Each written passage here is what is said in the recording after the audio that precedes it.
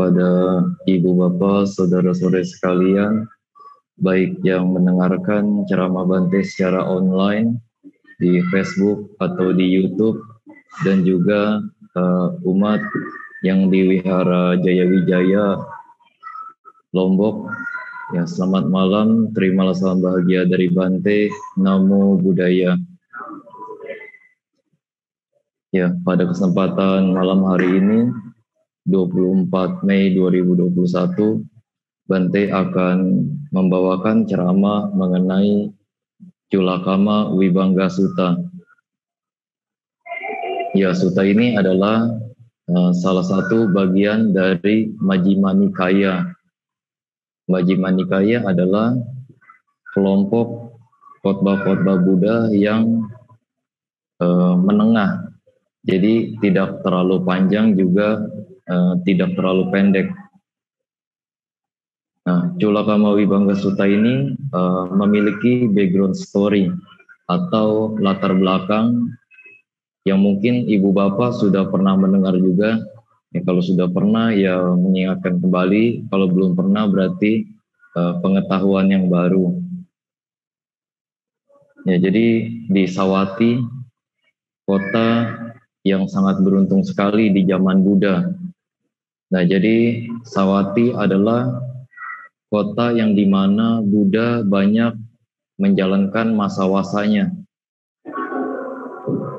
Nah, sekitar 50% dari wasa Buddha itu dijalani di kota Sawati, di antara dua wihara. Kalau enggak di Wihara Jetawana, ya di Wihara Ubarama. Ubarama itu wihara sumbangan Wisaka, kalau Jetawana wihara sumbangan Anathapindika. Jadi ini berkisah mengenai Brahmana Todeya. Jadi Brahmana Todeya ini adalah salah satu orang kaya yang sangat kaya raya sekali di Sawati. Juga dia merupakan orang kepercayaan dari Raja Pasenadi Kosala. Nah, dia memiliki harta kekayaan yang luar biasa besarnya. Jumlahnya itu 87.000 dikali 10 juta kahapana. Kahapana adalah kepingan koin emas. Nah, bisa ibu bapak bayangkan 10 juta kahapana, 10 juta kepingan koin emas asli itu dikali 87.000. Nah, jadi jumlah kekayaannya itu luar biasa besarnya. Nah, dia juga mendapat suatu kepercayaan sebagai adipati. Adipati Tudigama. Jadi seperti kepala daerah di desa Tudi. Gama itu artinya desa. Kalau Tudigama berarti desa Tudi. Ya, tetapi sayangnya di dalam cerita dikatakan Brahmana Todeya ini sangat pelit sekali. Nah, bahkan dikatakan di dalam bahasa Pali Parama Macari. Parama Macari berarti ya kurang lebih pelitnya itu luar biasa. Ya, dikatakan belum pernah ada pertapa atau Brahmana yang berhasil mendapatkan derma makanan ketika mengunjungi rumah Brahmana Todeya. Ya, Todeya memiliki suatu moto hidup berkenaan dengan sifat pelitnya itu, yaitu seseorang yang memberi pasti kekayaannya menyusut, nggak mungkin enggak. Nah, dia berpandangan bahwa seseorang seyogyanya semua orang harus menimbun hartanya. Harta kekayaan seperti halnya semut membentuk sarangnya dari satu gundukan tanah dengan gundukan tanah lainnya. Nah, tentu itu juga disarankan oleh Brahmana Todeya itu jangan didanakan sama sekali harta kekayaan. Nah, dikarenakan sangat melekatnya pada harta kekayaannya, di dalam cerita setelah dia meninggal, dia lahir kembali di dekat hartanya, tetapi bukan sebagai manusia. Dia meninggal lahir kembali di rahim anjing yang ada di rumahnya. Nah, setelah beberapa bulan berada di kandungan anjing, pada akhirnya ya lahirlah Todea. Nah, kebetulan anaknya, anak kandung dari Todea ini namanya Brahmana Muda Suba. Nah, Suba sangat sayang sekali dengan anjing ini. Tetapi pada saat itu dia belum tahu bahwa itu adalah ayahnya, Todea, yang sudah lahir kembali jadi anjing. Nah, tetapi sebenarnya Brahmana Muda Suba itu dia punya keyakinan yang kuat sekali bahwa ayahnya lahir jadi Brahma.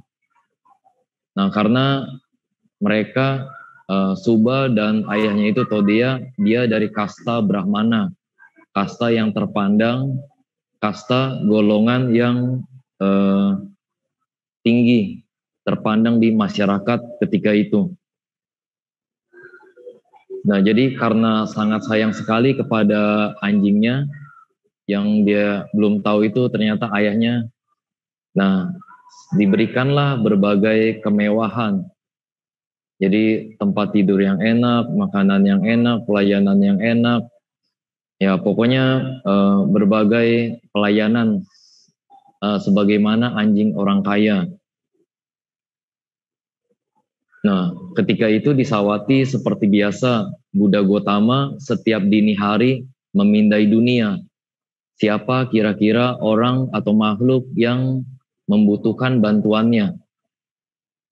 Nah, lalu muncul di dalam penglihatan Buddha kejadian itu. Orang kaya Todea sudah lahir kembali jadi anjing.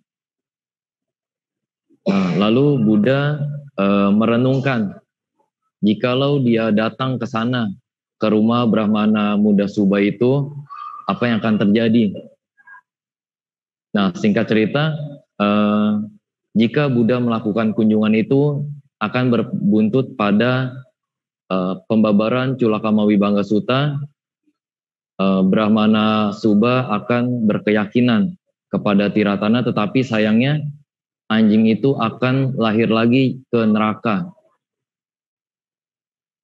Nah, setelah Buddha mempertimbangkan, akhirnya Buddha memutuskan untuk datang berkunjung ke rumah Brahmana Muda Suba.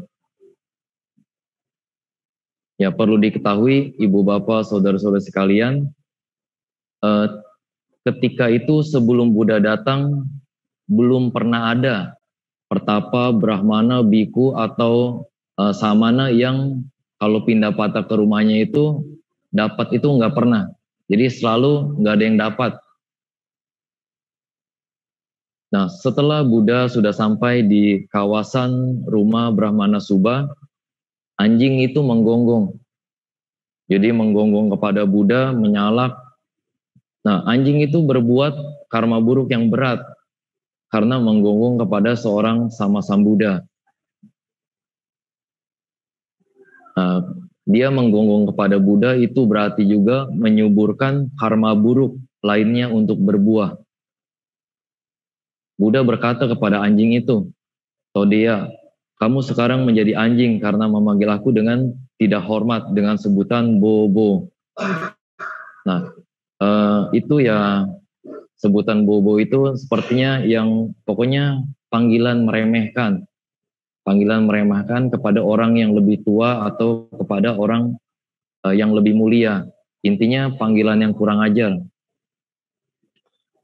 Nah, dikarenakan Buddha memanggilnya dengan sebutan Todea, kebetulan anjing itu juga ingat kelahiran lampaunya waktu jadi orang kaya. Nah, jadi dia tertunduk lesu. Nah, anjing itu tertunduk lesu, ya menangis sebagaimana jika seekor anjing itu menangis.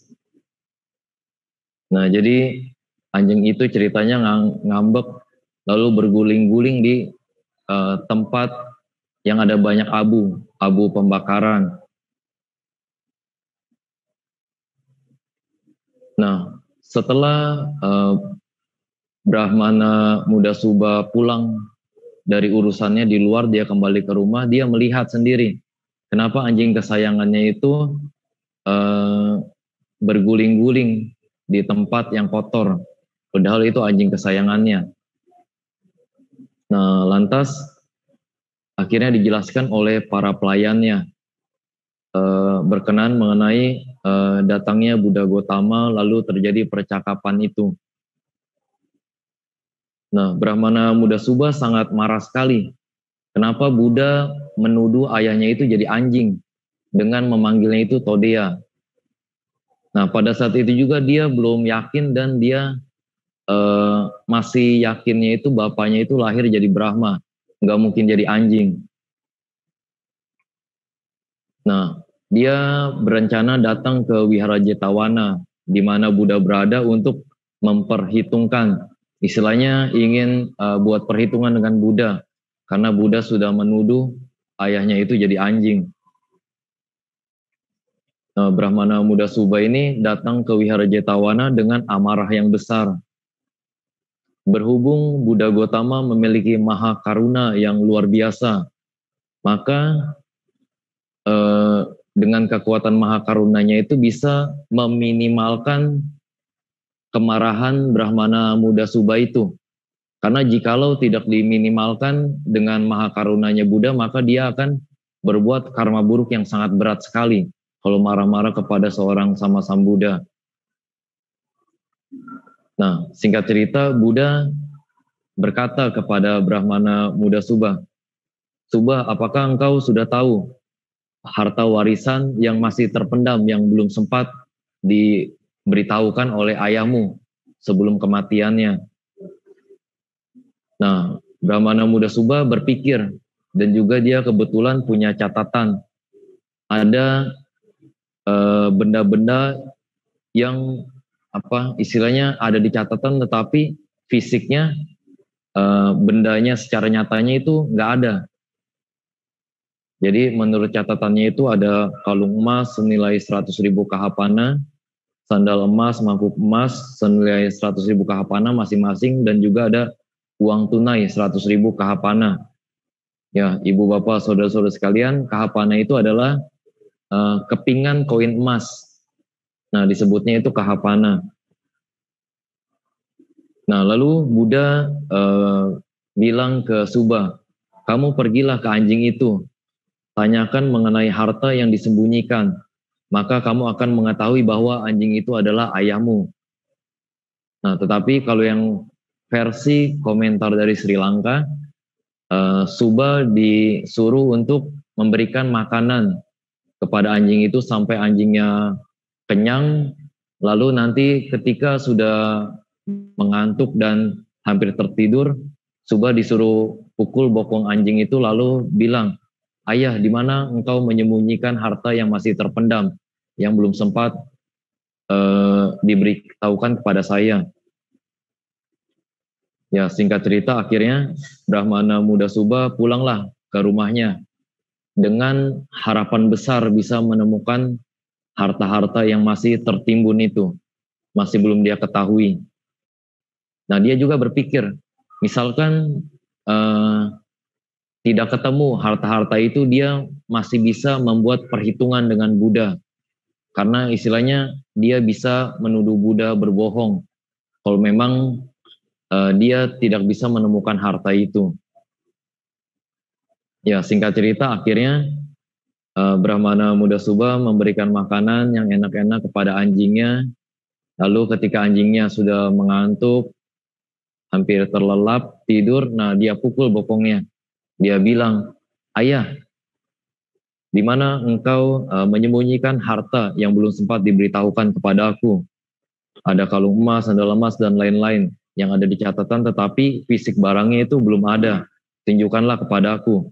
Ya, kira-kira itu yang dikatakan. Nah, anjing itu senang dipanggil ayah oleh anaknya di kelahiran lampau, tetapi sedih juga. Ada sedihnya karena ketika itu anaknya manusia, tetapi dia sudah seekor anjing, bukan manusia lagi. Ya, lalu anjing itu dengan perasaan yang sedih, tapi ada berganti-gantilah, sedih dan senangnya juga. Dia pergi ke area di mana dia itu di kehidupan lampaunya itu menyembunyikan hartanya. Nah, dia mengorek-ngorek dengan kaki depannya, itu berarti memberikan tanda bahwa disitulah ada harta yang terpendam. Nah, singkat cerita, akhirnya ditemukanlah harta terpendam itu. Nah, jadi setelah kejadian itu, Brahmana Muda Subha jadi ada keyakinan kepada Buddha. Dia berpandangan, oh ternyata kelahiran kembali yang begitu halus dan sulit terlihat, Buddha dapat melihatnya. Nah, lalu dia berencana datang kembali ke Wihara Jetavana untuk kedua kalinya, tetapi kali ini dia ingin bertanya, mengapa orang bisa terlahir rendah, terlahir mulia, dan lain sebagainya, yang akan melatar belakangi Culakama Vibhanga Sutta ini. Dan juga tidak lupa Brahmana Muda Subha membawa Dhamma Panakara, atau bisa dikatakan buah tangan oleh-oleh kepada Buddha. Nah, dikarenakan Brahmana Muda Subha memiliki kesombongan yang tinggi, keangkuhan yang tinggi, karena dia merasa kasta Brahmana adalah kasta yang mulia, kasta yang tinggi. Jadi walaupun sudah ke Wihara Jetavana ketemu dengan Buddha, dia tidak namaskara, tidak beranjali, pokoknya sombong dan merasa dia itu kasta yang tinggi. Jadi dia merasa tidak perlu hormat kepada Buddha.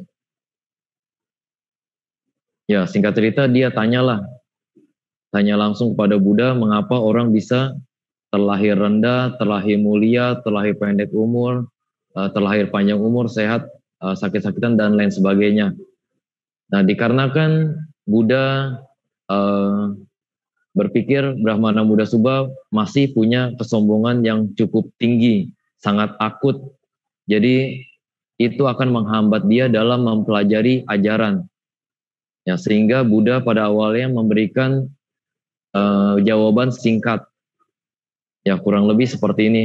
Murid makhluk-makhluk adalah pemilik perbuatan mereka, pewaris perbuatan mereka, mereka berasal dari perbuatan mereka, terkait oleh perbuatan mereka, terlindung oleh perbuatan mereka.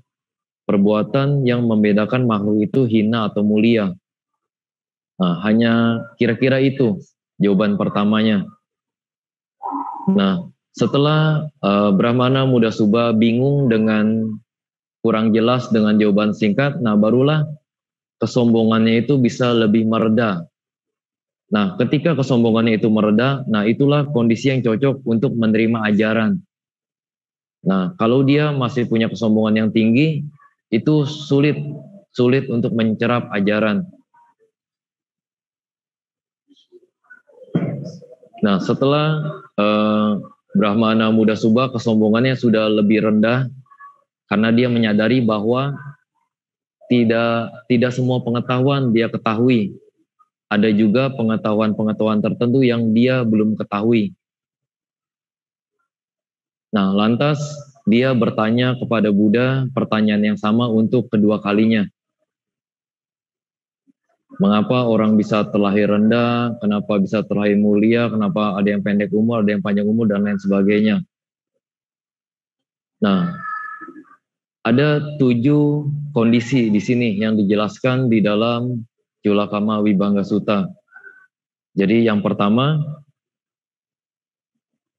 Buddha menjelaskan di sini murid seorang laki-laki atau perempuan yang suka membunuh makhluk-makhluk hidup, bertangan darah, tangannya berdarah-darah, suka punya kebiasaan membunuh makhluk hidup, maka dengan kebiasaan buruknya itu akan menghasilkan kelahiran di alam menderita atau bahkan di neraka.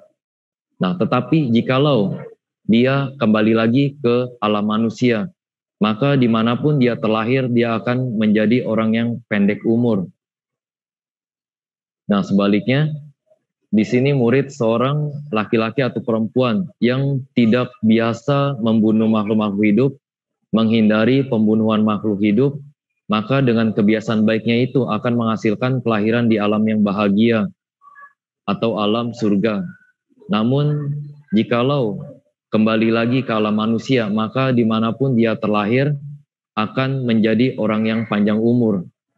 Nah, ini adalah kondisi yang pertama. Nah, kondisi yang kedua adalah di sini murid seorang laki-laki atau perempuan yang terbiasa melukai atau menyiksa makhluk-makhluk hidup. Nah, dengan kebiasaan buruknya itu akan menghasilkan kelahiran di alam rendah atau bahkan di neraka. Nah, tetapi jikalau orang itu kembali lagi ke alam manusia, dimanapun dia terlahir, maka akan menjadi penyakitan, banyak penyakitnya.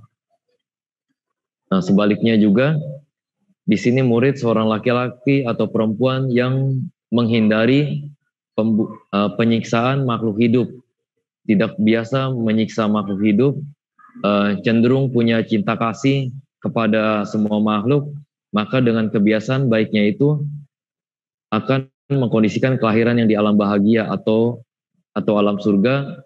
Namun jikalau kembali lagi ke alam manusia, maka dimanapun dia terlahir akan menjadi orang yang punya kesehatan bagus, kesehatan yang prima, tidak mudah sakit. Nah, itu kondisi yang kedua. Nah, kondisi yang ketiga adalah di sini murid seorang laki-laki atau perempuan yang punya karakteristik pemarah. Jadi emosinya gampang meledak-ledak, kemarahannya gampang meledak-ledak, atau bahkan jikalau hanya disinggung sedikit aja dia sudah berkobar-kobar kemarahannya. Nah, maka dengan kebiasaan jeleknya itu akan mengkondisikan kelahiran di alam rendah atau bahkan di neraka. Namun jikalau dia kembali lagi ke alam manusia, maka dimanapun dia terlahir akan menjadi orang yang buruk rupa. Penampilannya jelek karena efek kebiasaan buruk marah-marahnya itu.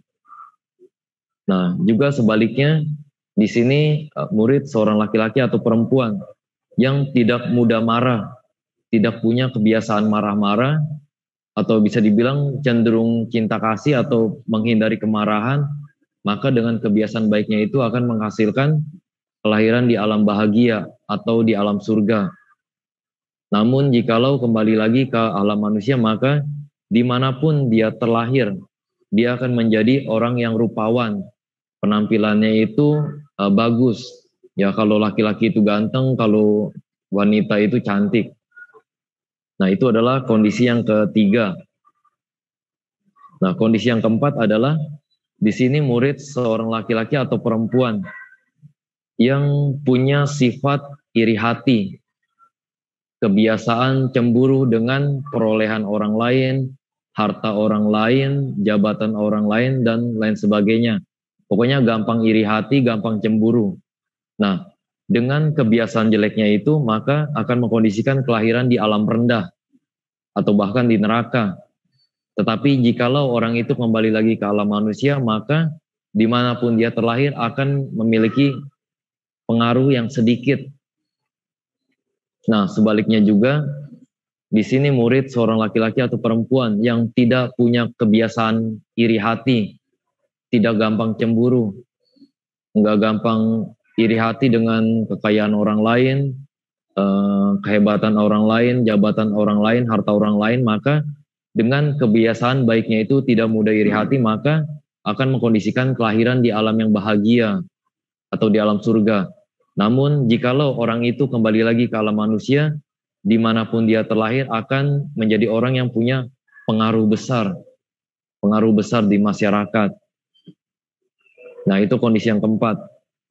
Nah, kondisi yang kelima, di sini murid seorang laki-laki atau perempuan yang tidak biasa memberi, bukan pemberi, atau bisa dibilang pelit juga, tidak memberi makanan, tidak suka memberi obat-obatan, tidak suka memberi pakaian, dan lain sebagainya. Pokoknya pelit berderma. Nah, dengan kebiasaan buruknya itu, maka akan mengkondisikan kelahiran di alam rendah. Namun jikalau kembali lagi ke alam manusia, dimanapun dia terlahir, akan terlahir menjadi orang yang miskin.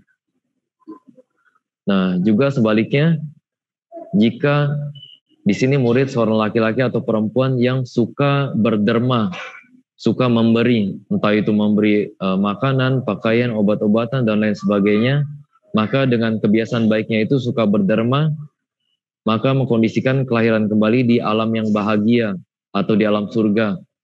Nah, tetapi jikalau kembali lagi ke alam manusia dimanapun dia terlahir, akan terlahir jadi orang yang kaya, kaya raya. Yang itu adalah kondisi yang kelima. Nah, kondisi yang keenam adalah di sini murid seorang laki-laki atau perempuan yang punya karakteristik keras kepala, tidak hormat kepada orang yang selayaknya dihormati, sombong, atau bahkan kurang ajar kepada orang yang lebih tua, pada orang yang lebih mulia dari dia, maka dengan kebiasaan jeleknya itu maka mengkondisikan kelahiran di alam rendah atau bahkan di neraka. Namun jikalau orang itu kembali lagi ke alam manusia, terlahir jadi manusia dimanapun dia terlahir, akan terlahir di kasta yang rendah. Nah sebaliknya, di sini murid seorang laki-laki atau perempuan yang tidak sombong, menghormat orang yang layak dihormati, misalkan dia menghormati orang tuanya atau orang yang lebih tua darinya, menghormat kepada petapa atau samana yang layak dihormati. Nah, dengan kebiasaan baiknya itu, maka akan mengkondisikan kelahiran di alam bahagia atau di alam surga. Namun, jikalau kembali lagi ke alam manusia, maka dimanapun orang itu terlahir, akan terlahir di kasta yang tinggi, kasta yang mulia. Nah, itu adalah kondisi yang ke-6. Nah, kondisi yang ke-7 yang terakhir, di sini murid seorang laki-laki atau perempuan yang tidak suka bertanya, tidak suka belajar kepada bijaksanawan, cendekiawan, atau ke pertapa atau brahmana, maka dengan kebiasaan jeleknya itu tidak suka belajar, maka akan mengkondisikan kelahiran di alam rendah. Atau misalkan orang itu kembali lagi ke alam manusia, maka dimanapun dia terlahir, akan terlahir jadi bodoh. Nah sebaliknya, di sini murid seorang laki-laki atau perempuan yang suka bertanya, suka belajar kepada para bijaksanawan, kepada cendekiawan, kepada pertapa, brahmana, atau guru lainnya, maka dengan kebiasaan baiknya itu suka belajar, maka mengkondisikan kelahiran di alam yang bahagia atau alam surga. Namun jikalau kembali lagi ke alam manusia dimanapun dia terlahir, akan menjadi orang yang pintar atau yang bijaksana. Yaitu 7 kondisi yang dibahas di dalam Culakama Vibhanga Sutta. Nah, selanjutnya Bante akan menjelaskannya. Nah, kalau kondisi yang pertama yaitu mengenai pembunuhan makhluk hidup. Nah, tentu saja Bante rasa ibu bapak, saudara-saudara sekalian mudah memahaminya. Jadi efek dari pembunuhan makhluk hidup adalah pendeknya usia. Jadi akan menghasilkan kelahiran yang jelek, menghasilkan usia pendek. Nah tentu jika sebaliknya menghindari pembunuhan makhluk hidup akan mengkondisikan umur panjang atau kelahiran di alam yang bahagia. Atau bahkan ibu bapak, saudara-saudara sekalian suka fungsen memperpanjang umur makhluk hidup lain yang tadinya harusnya umurnya pendek, ibu bapak fungsen menyelamatkannya sehingga umur makhluk hidup itu jadi lebih panjang. Nah itu akan mengkondisikan umur panjang di kemudian hari atau bahkan di kehidupan ini juga. Ibu bapak mungkin akan mendapat usia yang lebih panjang. Nah itu nomor 1 Bante rasa cukup mudah dipahami. Nah yang kedua adalah mengenai penyiksaan. Nah jadi bagi orang-orang yang suka atau terbiasa menyiksa makhluk hidup atau menganiaya makhluk hidup, maka itu akan menjadi kondisi nantinya dia akan punya penyakitan, punya banyak penyakit, atau mungkin aja akan punya penyakit yang sebenarnya sederhana tetapi dia sulit menemukan obatnya, atau penyakit yang sederhana tetapi susah sembuhnya, tidak seperti orang-orang lainnya. Nah juga tentu saja kalau menghindari penyiksaan atau bahkan banyak membantu pengobatan makhluk-makhluk lain yang terluka, Nah, maka itu akan mengkondisikan kesehatan yang prima, kesehatan yang jangka panjang. Dan misalkan orang yang punya kebiasaan menghindari penyiksaan, nah misalkan dia kena penyakit pun kemungkinan besar akan mudah ketemu obatnya, akan mudah ketemu kesembuhan. Nah itu kondisi yang kedua. Kondisi yang ketiga mengenai kemarahan. Nah ini juga dulu Bante pernah bahas di dalam Parabhawa Sutta.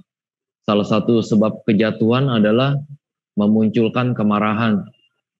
Kalau di dalam Parabhawa Sutta itu akan menghasilkan keruntuhan atau kejatuhan atau kemalangan. Nah, kalau di dalam Culakamma Vibhanga Sutta ini akan menghasilkan kelahiran di alam rendah atau bahkan di neraka. Dan jikalau orang itu yang punya kebiasaan marah itu lahir di alam manusia, akan lahir jadi buruk rupa. Wajahnya jelek. Kalau di dalam bahasa Pali itu namanya upati wipati, kegagalan penampilan.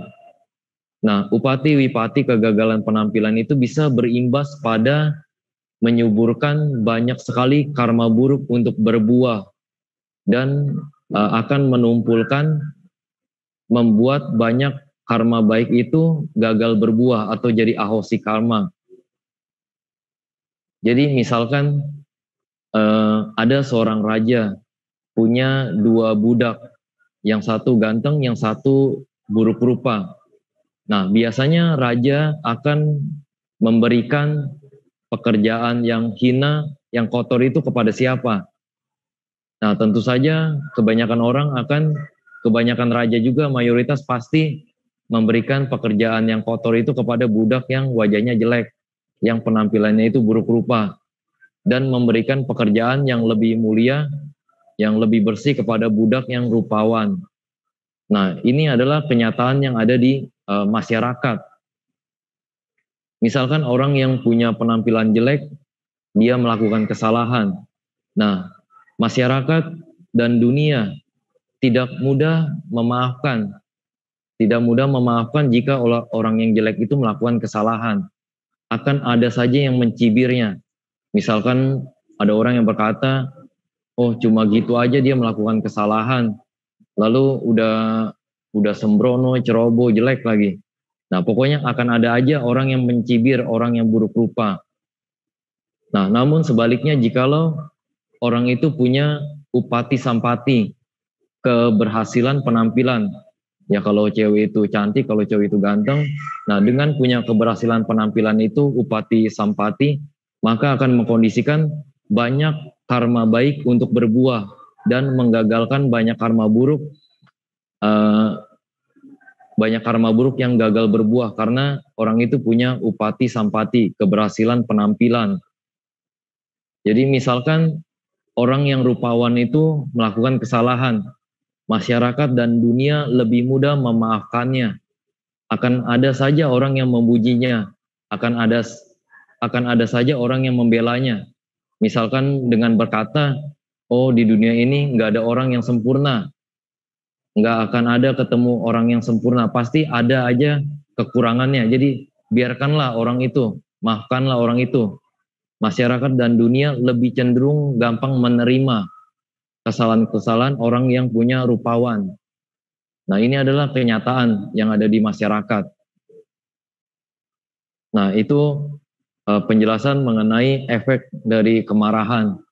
Bisa menghasilkan kelahiran di alam rendah, apalagi pada saat marah itu, di detik itu juga dia marah-marah, dia meninggal, pikiran terakhirnya itu dosa cita, pasti ke neraka. Enggak mungkin enggak. Nah, tetapi jikalau kebiasaan marah-marahnya itu lumayan akut, lalu dia kelahiran selanjutnya jadi manusia, nah kemungkinan besar jadi orang yang jelek, yang buruk rupa. Nah, itu adalah efek dari kemarahan. Ya tentu saja kalau menghindari kemarahan berefek atau bahkan suka memancarkan cinta kasih, maka menghasilkan kelahiran di alam yang bahagia, atau jika jadi manusia itu punya rupa yang menawan, rupawan. Nah, itu yang kondisi nomor 3.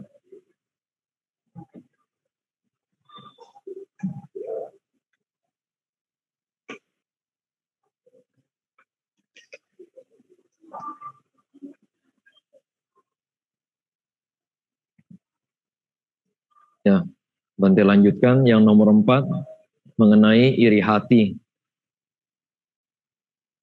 Nah, efek buruk dari iri hati itu adalah bisa mengkondisikan kelahiran di alam rendah, dan jikalau orang yang punya kebiasaan iri hati, gampang cemburu dengan keberhasilan orang lain, jabatan orang lain, ketenaran orang lain, perolehan orang lain, dan sebagainya, maka kebiasaan jeleknya itu akan mengkondisikan di kelahiran yang akan datang, dia punya sedikit pengaruh.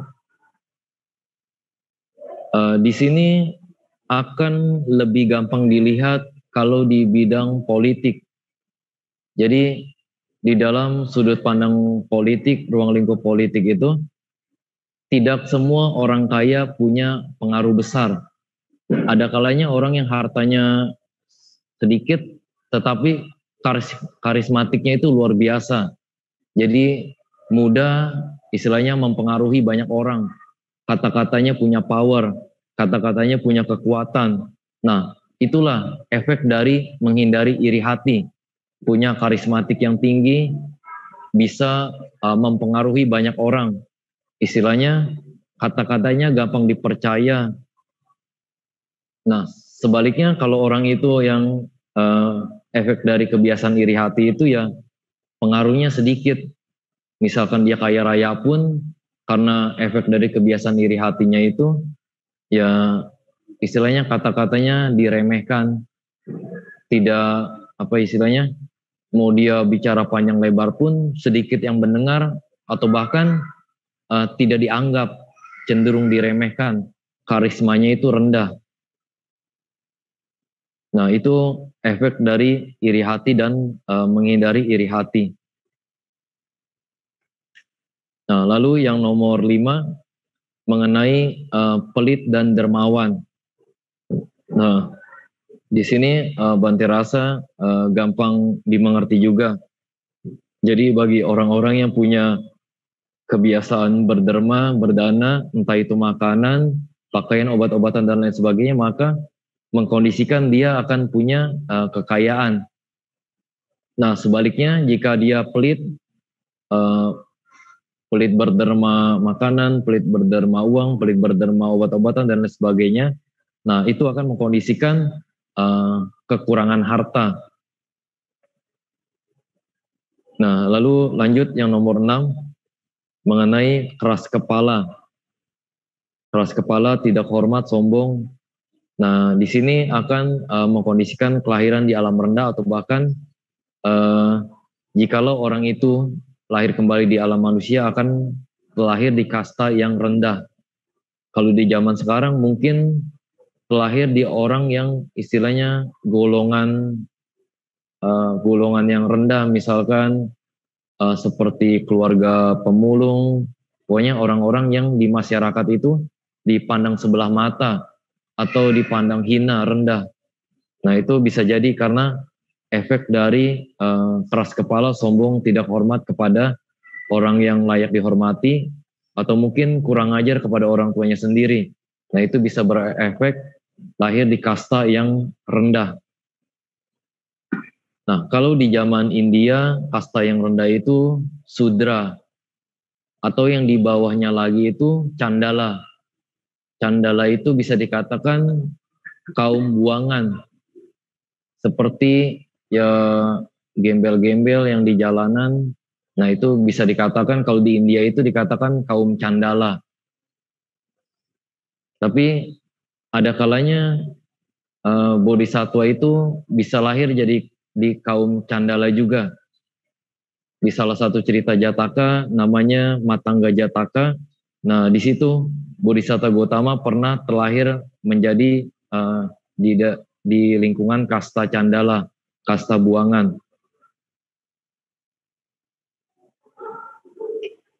Ya, bakal Buddha atau Bodhisattva tidak selalu lahirnya di alam-alam yang bagus. Jadi banyak juga yang di alam bagus, tetapi ada kalanya jatuh juga. Tetapi tentu saja bagi bakal Buddha, bagi Bodhisattva itu punya istilahnya standar. Jadi misalkan dia jatuh ke alam neraka, nggak mungkin ke Awici, paling ke neraka Sanjiwa, yang istilahnya neraka yang ringan lah. Tidak mungkin sampai yang kelas berat seperti Awici, Lohakumbi gitu.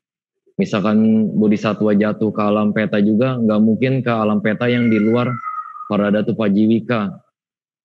Nah pokoknya ada suatu standar yang dimana sejelek-jeleknya kehidupan seorang bodhisattva itu nggak mungkin lebih rendah dari itu. Nah yang tadi Bante bilang itu mungkin di sini nggak bisa dijelaskan ya mengenai Matangga Jataka, mungkin di lain kesempatan. Ya, kembali lagi ke poin yang nomor 6. Tentu jikalau orang itu mudah menghormat kepada orang yang layak dihormati, pada orang yang lebih tua dari dia, hormat kepada orang tuanya, maka sifat baiknya itu akan mengkondisikan kelahiran di alam bahagia.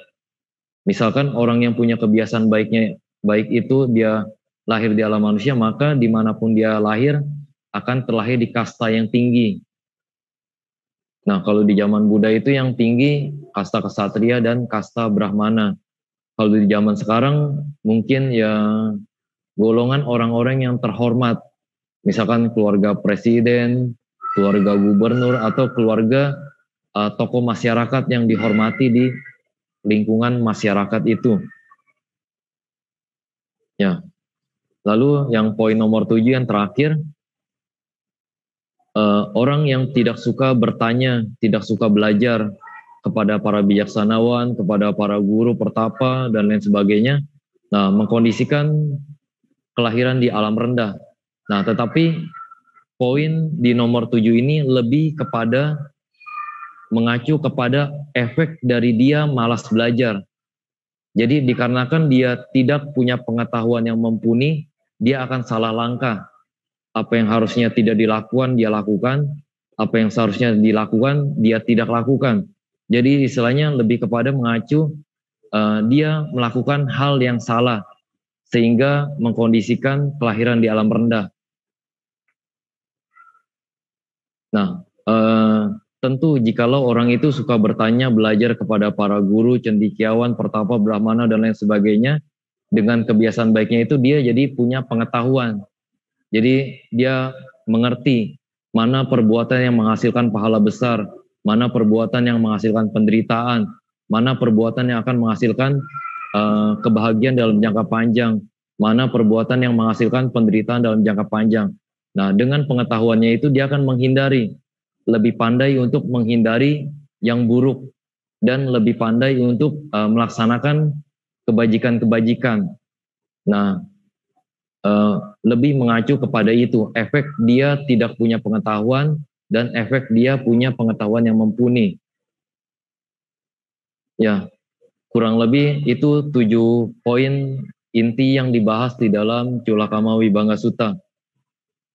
Di dalam cerita dikatakan bahwa walaupun Brahmana Muda Subha mendengarkan langsung khotbah ini, Culakama Vibhanga Sutta dari Buddha Gotama secara langsung, dia tidak mencapai pencerahan sama sekali. Nah, tetapi ada banyak sekali dewa dan Brahma yang berhasil mencapai berbagai tingkat kesucian ketika Buddha membabarkan khotbah itu. Nah, tetapi walaupun Brahmana Muda Subha gagal memperoleh pencerahan, tetapi dia menjadi punya keyakinan kepada Tiratana. Ya, di dalam cerita ini anjingnya yang dimana ayahnya Brahmana Subha di kelahiran lampaunya, nah itu dia lahir di alam neraka.